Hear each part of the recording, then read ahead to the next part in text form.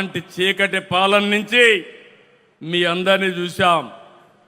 3 పార్టీలు పోరాడాం, విడివిడిగా పోరాడాం. ఆ రోజు పోరాడితే మన వాళ్ళందరిపైన ఎక్కడికక్కడ కేసులు పెట్టారు, కొంతమందిని అందరినీ జైల్లో పెట్టారు. ఈ మీటింగ్లో నేను చూస్తున్నాను, ఎంతో మంది బాధితులు ఉన్నారు, అరాచకాలు జరిగాయి.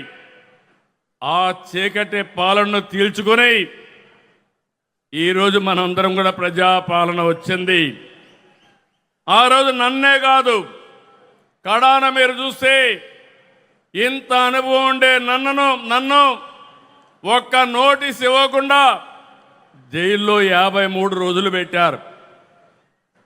అదే మరి పవన్ కళ్యాణ్ గారిని అడుగడుగునా హెరాస్ చేశారు. అవునా కాదా గుర్తు తెచ్చుకోమని మరొకసారి విజ్ఞప్తి చేస్తున్నా.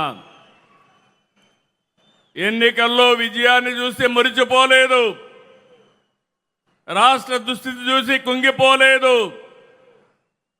నేను 4వ సారి ముఖ్యమంత్రి.